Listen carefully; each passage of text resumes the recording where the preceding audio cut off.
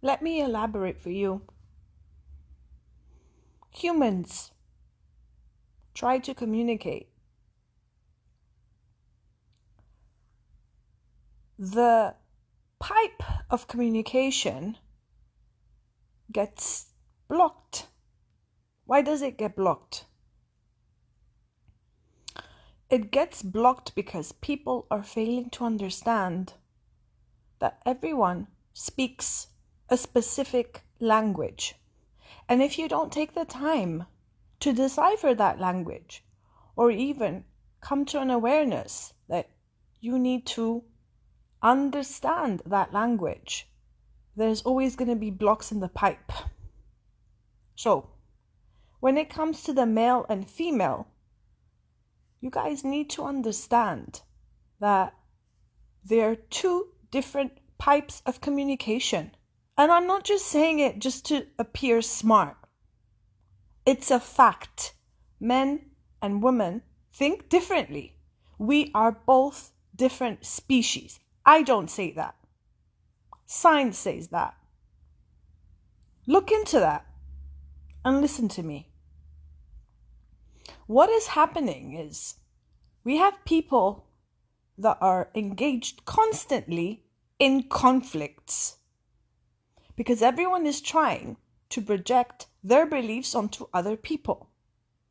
They're trying to project their own experiences that they had in their life, and they want the other person to be the same as them.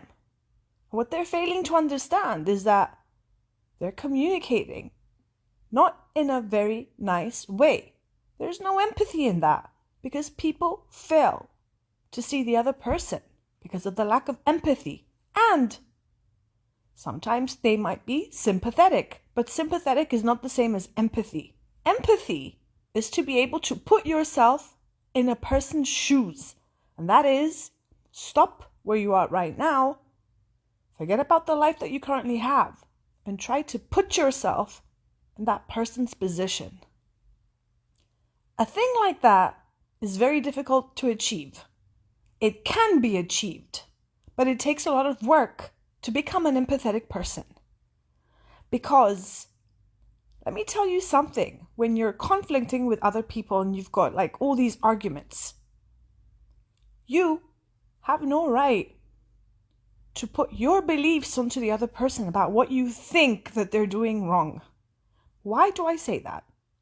Because if you were born in the environment that they were born, if you had lived to what they lived, you would be behaving exactly the same way that they're behaving. So what you're doing right now is failing to have empathy. You might have sympathy. And with sympathy, you can show that you actually care about what's going on, but you don't really actually care because you cannot get into their shoes. And since you cannot get into their shoes, you should keep your mouth shut and try to be a better listener. That's why you've got 2 ears and 1 mouth. Humans need to learn to listen to other people. What humans do is automatically they make assumptions and they make beliefs based on their knowing, based on their beliefs. They are self-serving. They're only looking out for themselves. They do not take the time or care to put themselves in a position of the other person. How can they? It's impossible. So people, if you're dealing, say you're a calm person and you're dealing with an angry person, and all you do is get upset because they're disturbing your peace. Sure, I understand. You don't want to be bothered by their tantrums. But have you ever thought about why they're behaving that way? What caused them to become like that? And in addition, do you think at all about how you're contributing in not actually helping that other person to calm them down? So in relationships, we always have this back and forth. People trying to compete with one another because both are failing to see one another. So people, what I want to bring to your awareness is that people are different. The way they communicate is different. And each one of you has a responsibility. If you're going to be in relations that are going to be successful and they're going to reach somewhere, you have to find a way to start listening to people and trying to learn how to become more empathetic. Because if you don't learn how to be empathetic, I guarantee you, whether you're single, whether you're committed, whether you're in a marriage, you're up for failure. And you're going to be having the same patterns go over and over again. You're going to be conflicting with people. You're not going to be resonating with other people. You're not going to be vibing with other people. And you're just not going to be where you need to be. Your life is not going to end up very nice, right? Because of your failure, not because of the other person. So guys, learn to listen, and try to see where the other person is coming from. It might not resonate with you. Sure, it's not the right way to go, right? It's not nice to be angry, to be surrounded by angry people. But did you ever consider what the other person is going through and how hard it must be for them to be able to relate? Some can be illogical, absolutely. But perhaps if you take the time to shift your focus and go to a new perspective and actually look at yourself, how you are contributing and what you can do to perhaps make a difference on that person's life. And that is real work. Because when you're not putting in the work, what you do is put resistance, no, I don't want to hear that.